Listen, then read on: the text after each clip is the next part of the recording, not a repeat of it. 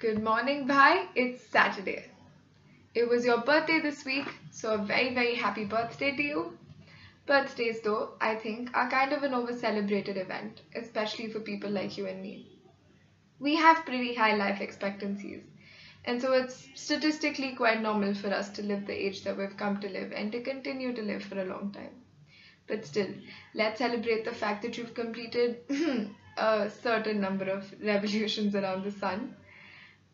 Incidentally, you share your birthday with Ross from Friends, and you're a lot like him when it comes to being an older brother and being all sciencey.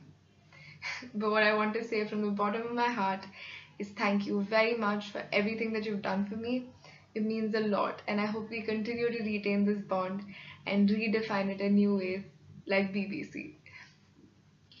Your birth isn't the only thing that's celebrated on the 18th of October.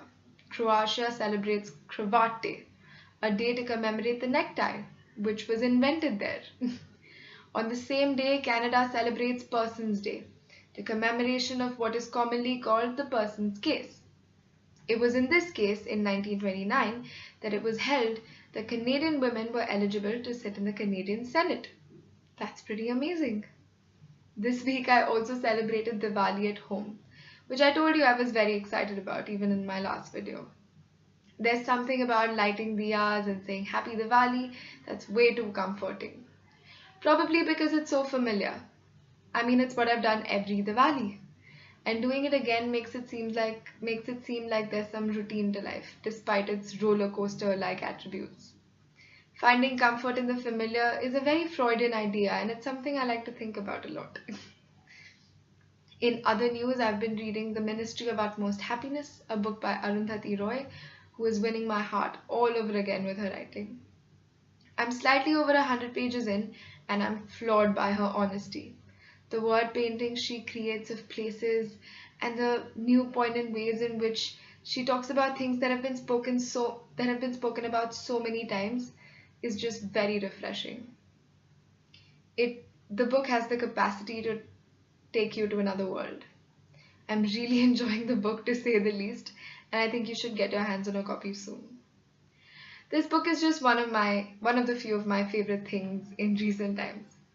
Hamilton, a hip-hop musical that you know I'm obsessed with, has some of my favorite soundtracks that I can't help but listen to over and over again, because almost every time I listen to them, I feel like I discover a lyric or some attribute of the music that I missed when I heard it the first several times over. And it adds a very new meaning to the song. It's almost as if the music flexes to make space for the meaning I want to find in it.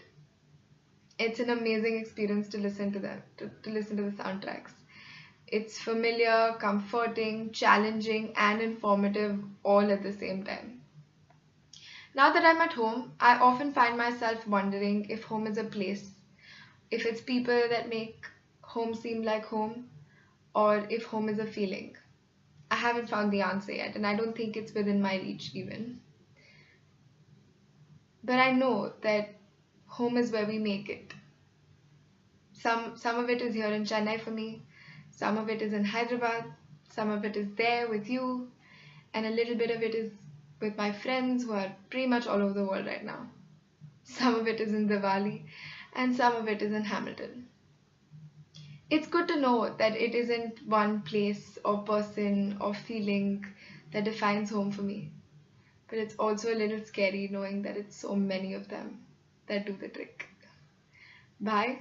I will see you on Tuesday.